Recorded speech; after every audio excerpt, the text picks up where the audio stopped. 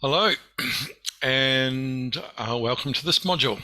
This module is on estimating techniques, how we answer the question, how long will it take, how much will it cost, how many resources do you need. Often when other people run training courses, these are sort of bundled into either cost or time. I just feel it's better to bring them out as a separate module because everything I'm about to show you is useful for cost and time and resources, and so there's no point hiding it in one of them. So this is my goal.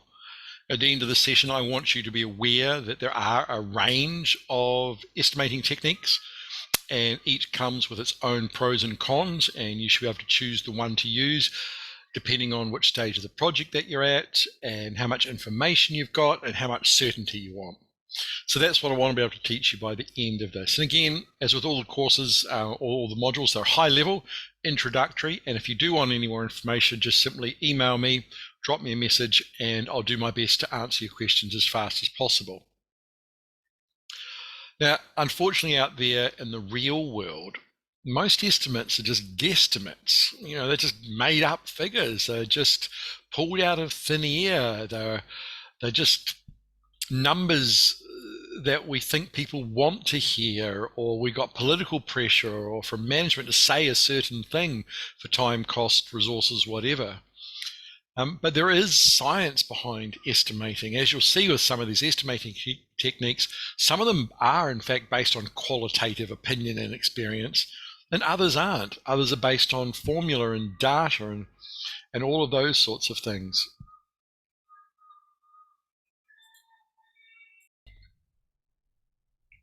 But we want to move beyond guesses and political pressure and do what the science tells us to do. So that's what we're going to try and do, move beyond that sort of state.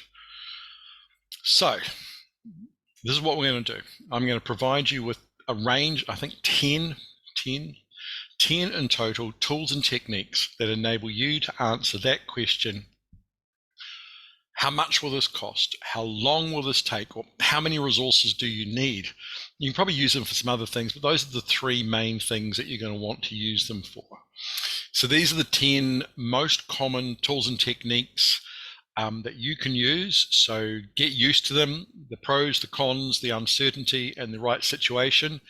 Choose wisely, and you'll be able to give better estimates. But look, before we start, I want to caution you about estimates, the word estimates, and what people hear when you give estimates. You should always communicate your estimates as a range. So that's what they've always got some uncertainty in them, no matter what the level of uncertainty is. There's always a range. It might be $100,000 to $105,000. That's a range.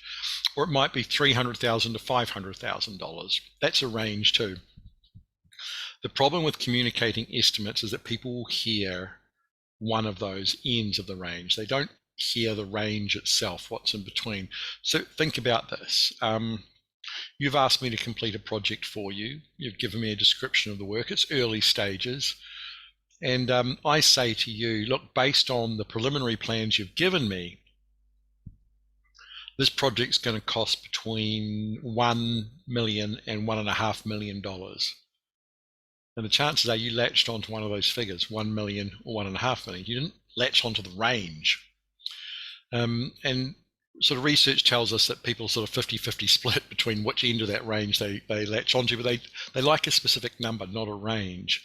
Now, so for those of you who latched onto the $1 million, if I come in at 1.2, you think I'm over budget. I'm not. I'm still within my range, nearly in the middle of it, in fact. And for those people who latched onto the $1.5 million, if I come in at 1.2, you want to know why I was ripping you off or misquoting you or what haven't I done? But in both scenarios, I did exactly what I said I would do. I came within that range. And you can also see this with newspaper headlines as well. If there's a project that's out there in the news and it's making news, no newspaper headline is, new central government project will cost between, 500 million and 900 million. they'll report one of those figures depending on whether they like the government or not, basically. So they'll either report 500 million or 900 million. Ranges are hard to communicate. So one of the first messages I want to pass on to you is, if you are dealing with a range, and you most certainly will be, keep communicating that no matter what pressure you get to latch onto an exact figure. So if your range is $100,000 to $150,000 and somebody says, so 100,000, no, I said 100 to 150,000. Just keep saying the range, repeat it, repeat it, repeat it. Okay, so let's move on to the first of the tools and techniques. This one's nice and easy, called the rough order of magnitude estimate, or the ballpark, or the back of the napkin, or the finger in the ear. Many names for this sort of thing. The effort required for this one is low, but conversely, or appropriately, the accuracy is generally pretty low, usually speaking. Because it's something that can be done quickly. It's based on qualitative experience. And it's a perfectly legitimate way. I use it all the time. I might say to somebody, for this project or this part of the project, is it going to cost $50,000 or $100,000? Give me a ballpark. So I just know whether it's worthwhile even proceeding to detailed plans. So that's what it is. It's a big range. There's a big range of uncertainty in there, a really big range. So the example here is based on the very first sketches of the house you want me to build. I can give you a ballpark figure of $300,000 to $450,000. If you give me more detailed plans, I can give you a more detailed estimate. So again, it's at those first stages of a project, perhaps the initiation stages, those early decision stages, and you just need sort of an indication. But obviously you wouldn't hold anybody to this, because even the final costings in this case could be outside of that range once you've done the final plans and everything like that. But perfectly fine at the beginning of the project, particularly pre-initiation or feasibility, to include these sorts of things, just to let you know whether it's worthwhile going forward. So do keep that one in mind. Rough order of magnitude, ballpark, thumbsuck, finger in the air, back of the napkin. Drop me some other names that if I didn't get them all there. I'm sure there's lots of other names for this sort of estimate. Love to hear from you. Here's another estimating technique. This one's the top-down estimating technique. Now, we've got top-down and we've got bottom-up coming next. So both of these require the work breakdown structure. So you've got to have the work breakdown structure here. So in this instance, you would have your work breakdown structure, and I'm just drawing one very quickly here. Oh, God, I draw like a 3-year-old. I say that because I just had to pause the recording because my 3-year-old is out there yelling at the moment, and I thought you could hear him. Anyway, so here we go. So we do a WP1. God, that looks terrible. Oh, that looks horrible. I'm ruining my professional credentials by drawing like this. Anyway, it's supposed to be a WBS. May look like some sort of weird cubist horse or something. I don't know. Anyway, and top down just means allocating things from the top down. So for the case study that we're using throughout all these modules, the new community library, you might have done it before. And in that case, you can do top-down estimating. So the example here is the library has a total allocated budget of $3 million. The project manager allocates this budget across the different categories based on historical data and expert judgment. So you really have to have done this before to do top-down estimating. So for example, if you are head of a building company, building houses, and you build 1,500 homes a year, you probably use top-down estimating because you know what percentage of the total cost goes to plans or consenting or site works or walls. You know that already. So in this instance, we're going to allocate 50% of the construction costs of $3 million. 50% will go to construction costs, that's $1.5 million. 20% of the $3 million will go to interior design, that's $600,000. So we're just allocating top down. So that's what we want to do there. So top down's good, particularly if you've done it many times before, and you can apply that historical data to this particular instance. The one that I prefer to use is bottom-up estimating, particularly when this is combined with another technique coming up later called parametric estimating. If you can combine bottom-up and parametric, it's pretty much deadly accurate at that point. So the effort required here is high and the accuracy is high. Pretty much because, again, I won't try and draw another WBS. Oh, well, here we go. I should just use the shapes on this annotation thing, but that wouldn't be fun now, would it? Bottom up is the opposite of top down. It means coming down to the bottom level of the WBS, however far you can go for it. And in this case, we can come down to this third level and estimating time, cost, or resources for this level, and then aggregating all of those up, adding them up. And if you do that and add all those up, you get a really good estimate. Obviously, it's only as good as the information down at this level, and there may, in fact, just be parts of a project that you can do estimating for and other parts that you can't. So in this instance, we've used bottom-up estimating probably for that part of the project that we can break it down to the third level. We may choose to use other forms of estimating for this part of the project that we can only break it down into second level. That just gets messier and messier, doesn't it? That's terrible. It looks funny though. Okay, so bottom up is really good, but you need a work breakdown structure, and you probably can't use bottom up for the entire project unless by chance your work breakdown structure breaks them all down. But obviously, if you, as we saw in the defining project scope module, sometimes with the work breakdown structure, some of it can be broken down to quite level detail. Other parts of the project are still at a high level. So you want to use bottom up there. You'd use analogous or top down or ballpark rough order of magnitude for those bits. But for those bits you can break down to the third level or fourth level or even fifth level. Bottom up pays off, but it requires a lot of time, not just the breaking down, but there's obviously a lot more tasks or activity to do the estimating for. So I like bottom up for the things when I want accuracy. So in this instance, here we use bottom up and we've aggregated them all up and added them all up, and there's a total estimate of 1.7 million for that.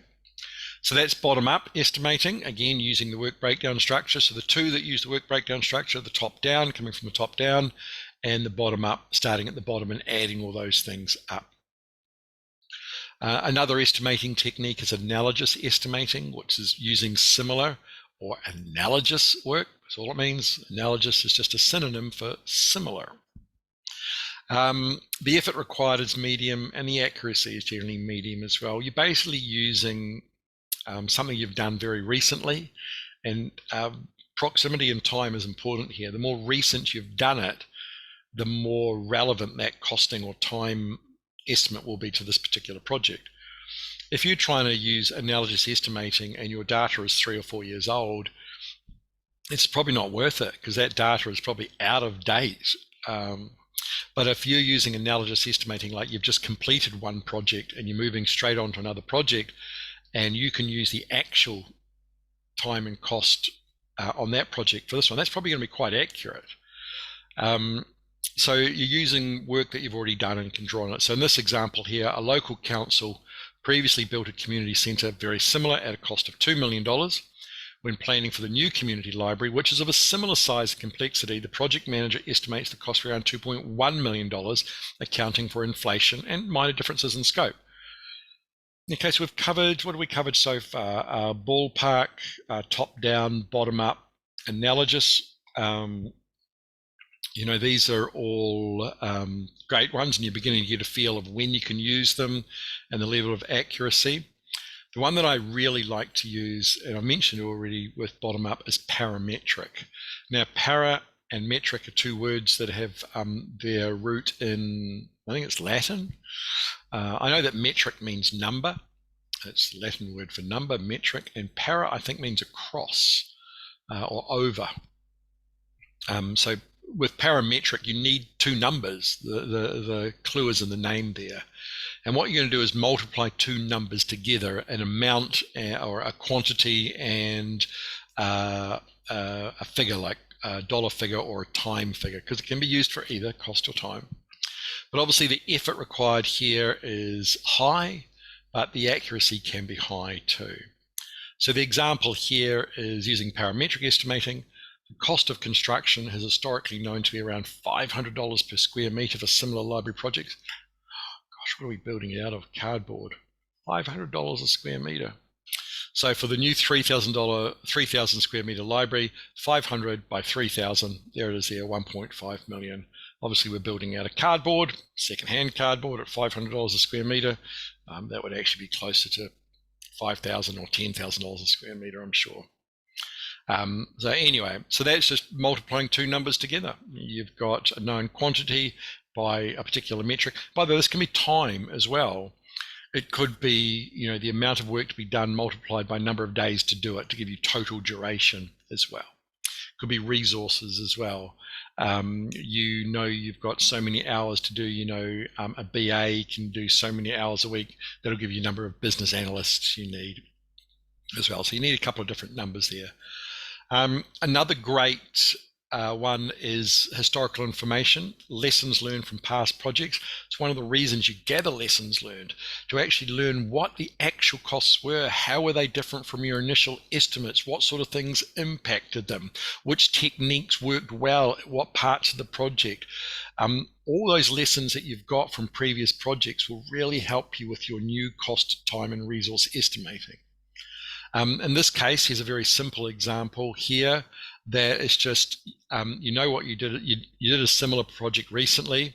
During the post-implementation review, like at the end of the project, you discover that you routinely underestimated cost by 7.5%. Therefore, you're going to use that information. Maybe you're going to add 7.5% just as a contingency. That's a justifiable contingency method as well. It's not the best contingency method, but it's justifiable. So using lessons learned and historical information from past projects is a perfectly acceptable way to get better cost, time, and resource estimates now. Using an expert. You're an expert. Your team are experts. There are subject matter experts in a particular area. Obviously, you have to find them. You probably have to pay them. You have to give them descriptions. So the effort required is high. But if they are truly experts, their accuracy is pretty high. So in this instance, the example here is, I am not the best person to give you an estimate of either time or cost for this part of the project. Instead, I'll go to someone who has a lot of experience in this type of work and ask them for their estimate based on their extensive experience. I may also choose to use a professional such as a quantity surveyor. In construction, quantity surveyors, that's that profession that does all of this. They do all their cost and time estimating. They're trained to do it. So go and ask somebody else, to do it, and should be pretty accurate. Don't forget though, you are an expert as well. Okay, so here's a little bit of an obscure one. This is the Delphi technique. Now, I like the Delphi technique a lot. I use it for a lot of different things, not just estimating.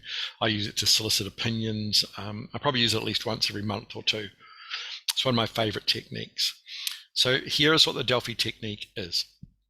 If you get a group of people in a room, say you get 5, 6, 7, whatever, 8, 9 people in a room, and you're trying to get a cost estimate or a time estimate and their opinions of it, and you ask the group, what you're actually going to get is responses from the extroverts, the people who've been there the longest, the senior people, and what you're not going to hear from are the introverts who've just joined the company who are relatively junior. So you're actually not going to get the opinions of everybody. And even if you push those people, they're probably just going to agree with whatever's being said in the room. So that's the problem with asking groups of people is the loudest person or the loudest people and groupthink and bullying, peer pressure, make sure that you don't actually get the full range of opinions. So the Delphi technique is a way around that. It's a way to anonymously ask these people for their opinion. So generally how it works is you'll let people know that you're running a Delphi technique, and you'll ask them to be part of it. Hopefully they're going to go yes, and they're probably going to ask you, who else are you asking? You politely tell them that's none of their business. You're not going to tell them who else you're asking. So you circulate the question to them. You would choose the best way to do this, usually email or an intranet site. And you ask them to consider, in this case, the estimating question that you're putting to them. They get to read it and they get to provide you their estimate. So you receive this from everybody that you're asking. You then collate all the answers into a single spreadsheet, and you remove the identifying data so you can't see who said what. And now you send all of those responses back out to the same people. Now, they can see how many other people you've asked, but they still can't see who you've asked.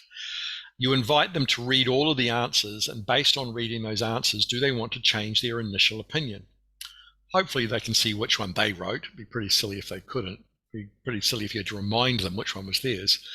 They get to read all of those responses, consider their initial response in light of those, and if they want to, they can change their initial response after considering what other people think. And generally what you get in a Delphi is you get a wide range of opinions at the beginning, and after that second round, it gets quite narrow, and you head towards consensus pretty quickly. But one of the things you're doing is you're getting opinions from everybody, and everybody gets to see everybody else's opinions. They don't know who wrote them, obviously. And so I like the Delphi technique. I've used it. My understanding is that it's named after the oracle at Delphi at the temple of Apollo from ancient Greece.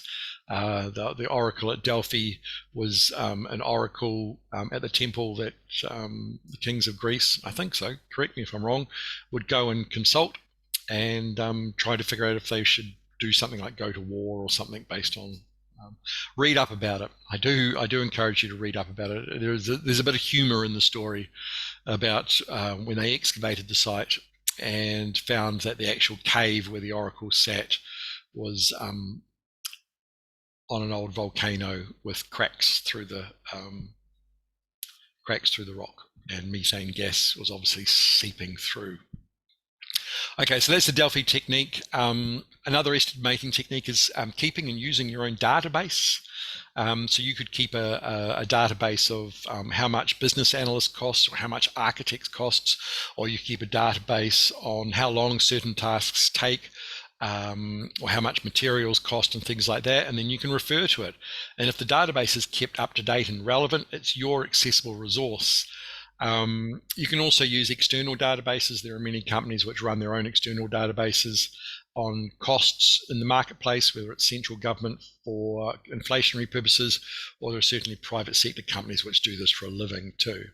So go out and consult a database, usually for cost. Most of them are for how much things cost. Or keep your own database as well, and keep it up to date, and you can go straight to it to get the accurate estimations. Here's a bit of maths for you. This is 3-point estimating from the PERT technique. PERT stands for PERT, Program Evaluation and Review Technique, which is one of the pillars of modern project management. It gives us a lot of other techniques, critical path, etc. About 3-point estimating here. And we're going to use the normal distribution here, because there is another one called the triangular distribution. We'll talk very quickly about that.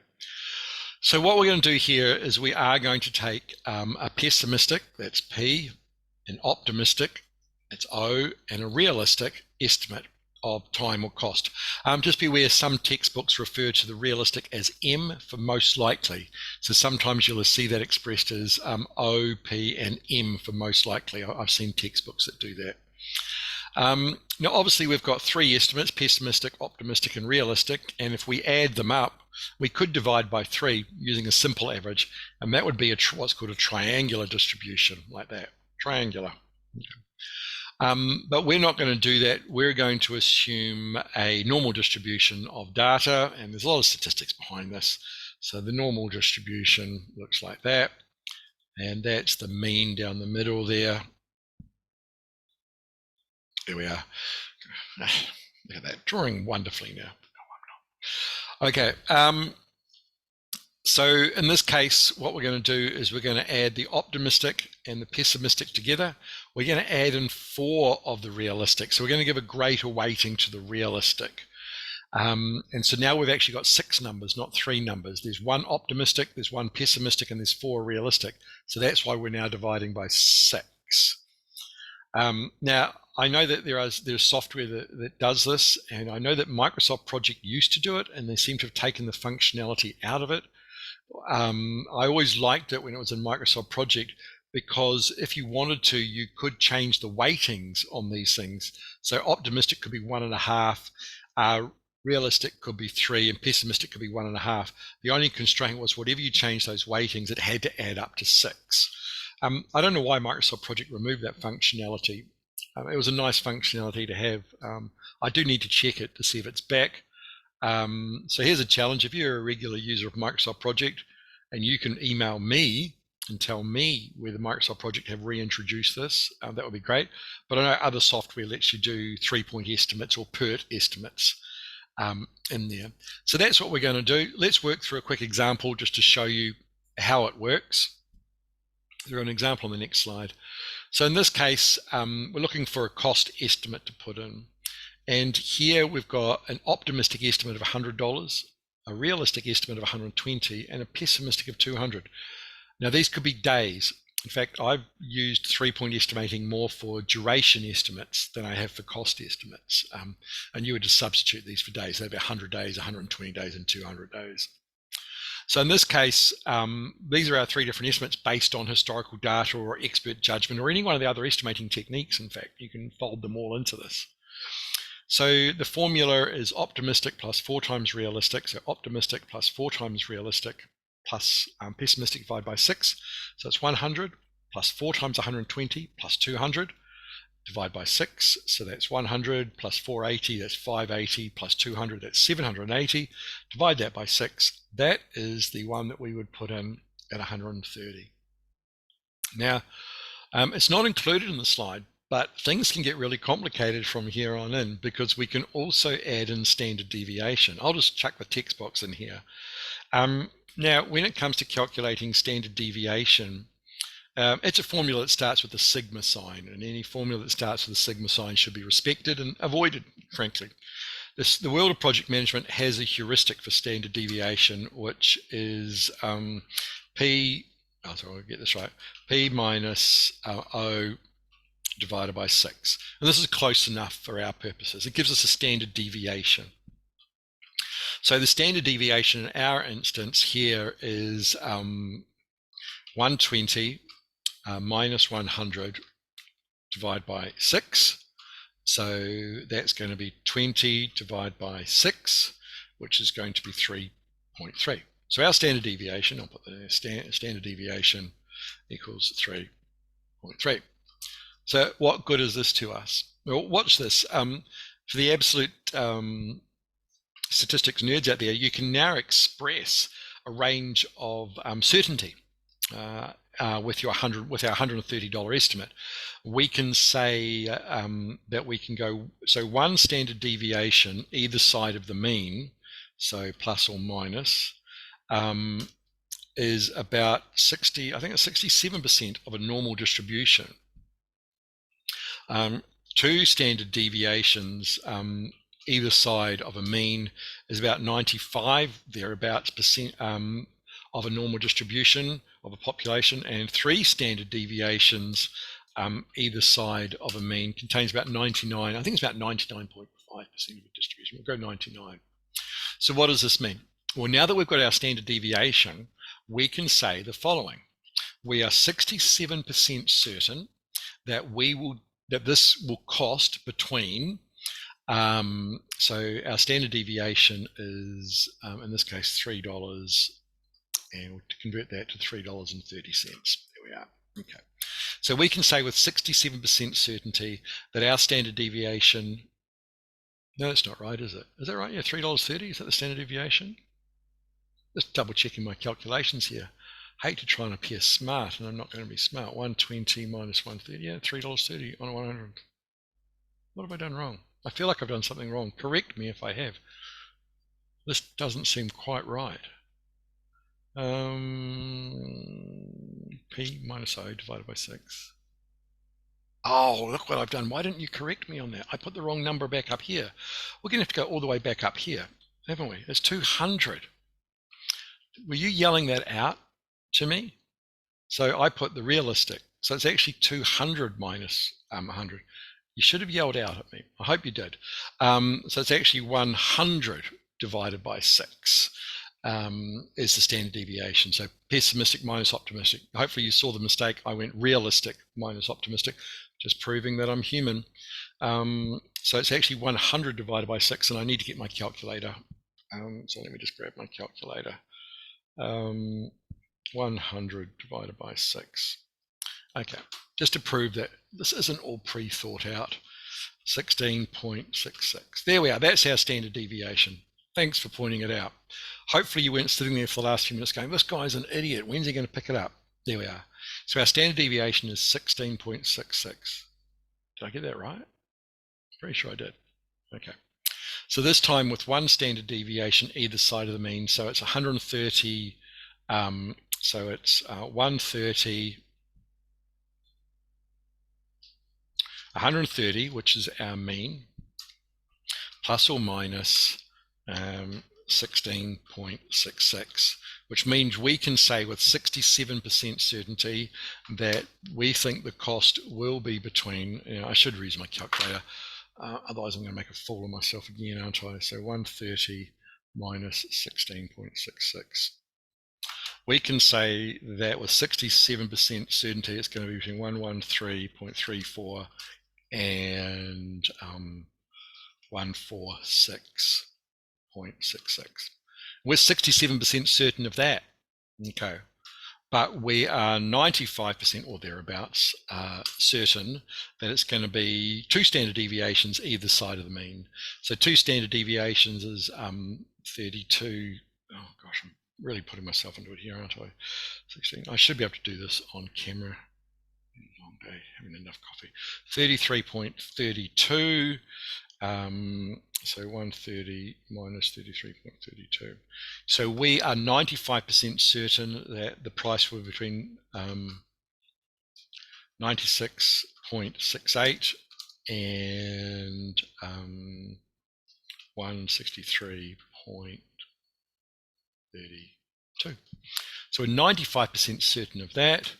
And if we want to go 3 standard deviations either side the mean to get 99% certainty, so 3 standard deviations is 3 times, I see what I did up there, I was too busy typing, get rid of that. 3 times 16.66, that's 49.98. So 130 minus 49.98. So we're 99% certain it will be between 80.2 cents and $179.98. There we are. So I guess a couple of points there. Number one, I'm fallible and I made a mistake initially. Hopefully I've redeemed myself. I'm living in fear now that I've still made a mistake and I'm going to release this recording. And one of you is going to email me going, oi, you need to re-record that.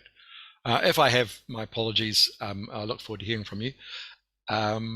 But number two, you can sort of see some of the estimating techniques that were covered are just, a step up from guesstimates and things like that. But some of them, whether it's bottom-up estimating or lessons learned or using an expert, actually use real hard and fast data. And this is one of the ones that uses actual data. Now, I will use this to explain to people. Again, I've generally used this more for time estimates. So I can say, well, do you want me to be 67% certain, 95% certain, or 99% certain? Because that range keeps increasing, particularly if it's quite a big standard deviation. And the standard deviation indicates the average of the average distance away from the mean. So you can have a narrow one if your shape of your normal distribution is quite narrow. God, you'd have a small standard deviation. How I'll make that permanent. So you can have a normal distribution which looks like this of data, in which case your standard deviation is really small, or you can have a distribution which looks like this, in which case your normal distribution will be your standard deviation will be quite wide. Okay. Anyway, look, you don't need to know all this. The software will do it for you. Just be aware that you do have some options there. And certainly when I've used this, it's really been to communicate to people levels of certainty and uncertainty. Okay. And you can tell I'm a bit of a nerd and I get stuck in the numbers. Wait till you get to the network diagram one and the earned value management one. You'll see me get really excited about those things. And then the last estimating technique that you can use is simply making it somebody else's problem. Go and get a fixed price. Go get a contractual price, a quote. Obviously, now you're putting the pressure all on them to use their particular estimating technique. And that might be a question you want to ask them is, what estimating technique did you use to provide this quote? And how much uncertainty is in it? Or do you simply just want them to give you a fixed price and you don't need to worry about that? And we talk more about that issue, by the way, in the procurement and contracting module. So yeah, make it somebody else's problem, make them do the estimating and let them worry about which estimating technique to use and how to absorb uncertainty in the quote and things like that. So in this example here, for this job, we're using subcontractors and they're provided a fixed price for their portion of the work. I really hope they have used some good estimating techniques. Always be interested to know what they do use. So there we are. Look, that's your introduction to 10 different estimating techniques, each with its pros and cons: accuracy, inaccuracy, certainty, uncertainty, ease of use, and accuracy of data. You now get to choose the ones that work for you. Now, in the industry, the Association for the Advancement of Cost Engineering, the AACE, which is an international society for cost engineers, has given us a convenient way to describe the uncertainty in our estimates. And they've given us 5 classes of estimates: class 1, class 2, class 3, class 4, class 5. And so you might want to use this terminology just to explain to people the range of uncertainty in your estimate here. So the first one is the rough order of magnitude estimate, or the class 5 estimate. It's used at the initiation stages of a project because it can be minus 50 to plus 100% uncertainty. So if 100,000 was your mean, it could be 50,000 to 200,000. And that's absolutely fine to tell you whether you should keep going on in the project. So that's called a rough order of magnitude estimate, or class 5 estimate. You go get a feasibility or conceptual estimate, which is called a class 4 estimate. Again, at the initiation stages, just refining the initial plans. That can be minus 30 to plus 50% inaccuracy or uncertainty. You can then move on to the planning stages and start to use budgetary or preliminary estimates, which is called class 3 estimates, and they'll be minus 20 to plus 50. You can move on to a bid or definitive estimate, which is when you've got plans that are done, 70 or 80% done. You won't get a bid or definitive estimate with anything less than that. And again, minus 15 to plus 20% during the planning. And then finally, if you're going to go out to the market and get a tender response, you might get a baseline or control estimate as a result of contractual negotiations. Even there might be uncertainty. The contract will tell you who's bearing that uncertainty. Is it the buyer or the seller? And we'll talk about that more in the procurement and contracting module. There we are. So that's just some terminology that you can use to help explain different levels of uncertainty. So there we are.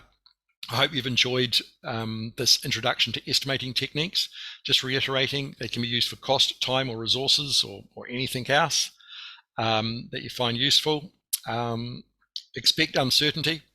And yeah, let's see if you've been paying attention. So as the usual thing, on the left-hand side, we've got some words that you've already seen here. On the right-hand side, you've got some definitions. That's what we're going to see. See if you can match them up. Okay, so the first one is analogous estimating. So I'll let you read A, B, C, D, and E. I'll give you a minute or so to do that. And then we'll see what it is. So which one is it? A, B, C, D, or E?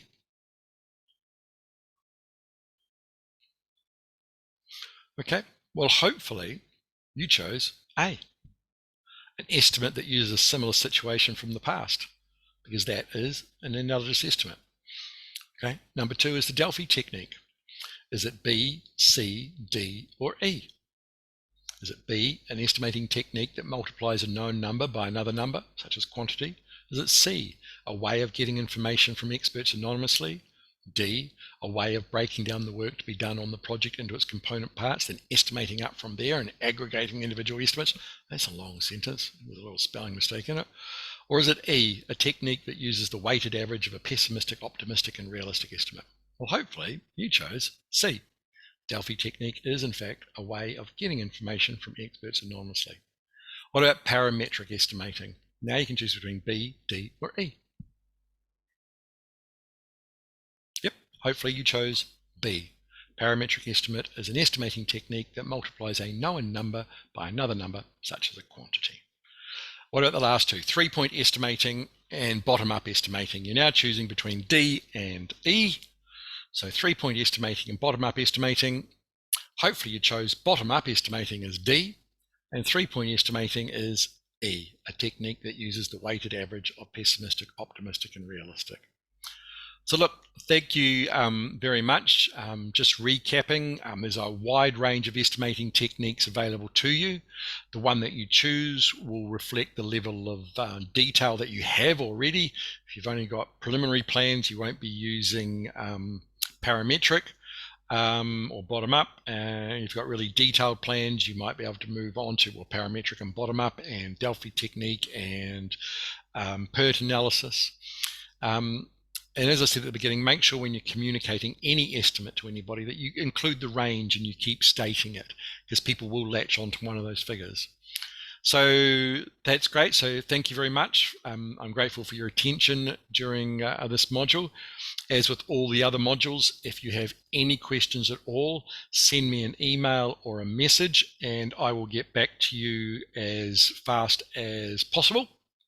But yeah, thank you very much and have a good rest of the day.